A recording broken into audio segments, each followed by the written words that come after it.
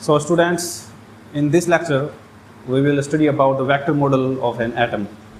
तो अभी तक आपने जो मॉडल्स पढ़े हैं, स्टार्ट में तो पढ़ा था जॉन डाल्टन्स मॉडल, और उसके बाद जो था J Thomson model, and the next one was Rutherford's model, और उसके बाद जो पढ़ा था हमने गॉस मॉडल.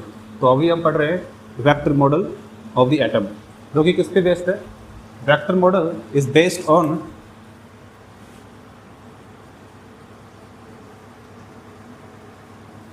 Space quantization.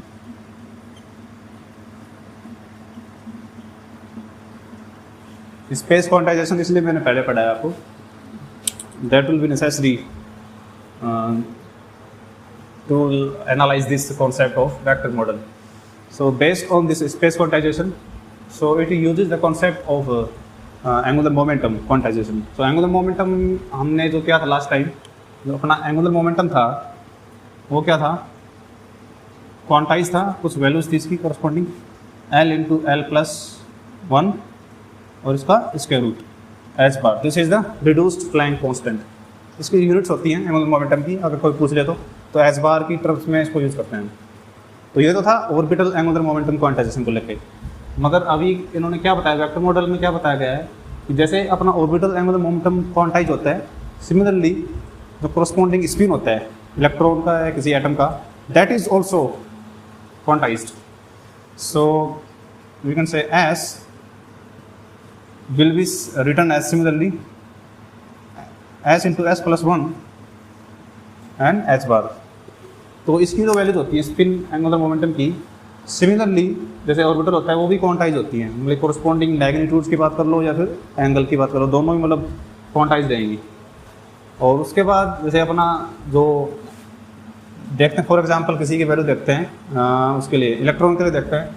तो इलेक्ट्रॉन के लिए जो स्पिन होता है, मतलब क्वांटाइज स्पिन, वो क्या होता है, एम एस की बात करते हैं तो ये होता है प्लस माइनस हाफ. दो होते हैं ना इसकी क्वांटाइजेशंस, प्लस हाफ हो सकता है, माइनस हाफ हो सकता है, corresponding to L equal to नहीं एल नहीं एस के लिए, सॉरी, तो एस इक्वल टू हाफ. अब क्या होता है, अब इसमें वेक्टर मॉडल में क्या बताया गया है, जैसे अपने पास ये जो फॉर एग्जांपल ये है एल, वेक्टर मॉडल इसका जो होता है ये एल था अपना, और ये एस वेक्टर आ रहा है, इसी जो एस वेक्टर. तो ये क्या बोल रहा है, that the resultant vector of these two vectors which will be given like this will be called as J vector. और दूसरा क्या है, इन दोनों के बीच में कुछ एंगल भी है.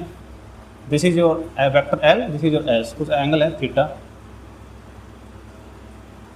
और इसका जो मैग्नीट्यूड होगी जे, वेक्टर जे की, which is known as total angular momentum quantum number, वो क्या बनेगी. Similarly we can write the magnitude of vector J as square root of J into J plus 1. और फर्दर अगर theta का जो theta निकलेगा इन दोनों बीच में, एल और एस के बीच में कुछ एंगल है, मतलब कि जिसको जो कंपोनेंट ले रहे हैं कोस थीटा का, अगर वो अगर निकालना है हमने कोस थीटा कैसे निकलेगा. कोस थीटा निकालने के लिए जैसे क्या होता है, अपना जे क्या है, J is your L plus S.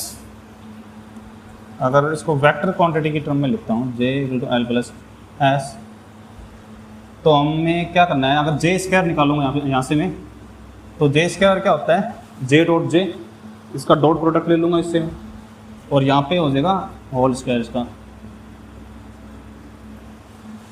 और उसके बाद क्या बनेगा, ये इसका होल स्क्वायर खोलूँगा तो क्या बनेगा, J square equal to L square plus S square plus 2 L dot S dot. तो यहाँ से अगर एल डॉट एस निकालना है मुझे, कपलिंग जो हो रही है स्पिन ऑर्बिट कपलिंग, वो क्या बनेगी, J square minus L square minus S square upon 2. अगर इसको मैग्नीट्यूड की टर्म्स में लिखना चाहते हैं तो वो भी कर सकते हो, and I leave it up to you. You can write like simply, you can put these values, J की जो वैल्यू थी स्टैंडर्ड वैल्यूज थी magnitude, you can put them here. Correspondingly you can put these values also orbital के लिए spin के लिए भी तो सिमिलरली बस वो यहाँ पे क्या आ जाएगा एस बार स्क्वायर की टर्म आ जाएगी यहाँ पे, बस ये डिफरेंस रहेगा। तो इसमें यही होता है कि और दूसरा जो कॉन्सेप्चुअल कॉन्सेप्ट होता है इसमें वेक्टर मॉडल में स्पेस क्वांटाइजेशन का यूज़ होता ही है। और दूसरा किसका यूज़ होता है, दूसरा यूज़ होता है जो अपना जो वेक्टर्स है ना L and S vector, these vectors ये क्या एक्चुअली वेक्टर्स बन रहे हैं क्योंकि अपने जो ऑर्बिट्स हैं इलेक्ट्रॉन इसमें कर रहा है, स्पिन कर रहा है या फिर रेवोल्यूशन ले रहा है, तो वो क्या है मतलब कुछ वेक्टर क्वांटिटी को रिप्रेजेंट कर रहा है, कुछ क्वांटाइज वेक्टर्स हैं वो। These vectors प्रीसेस around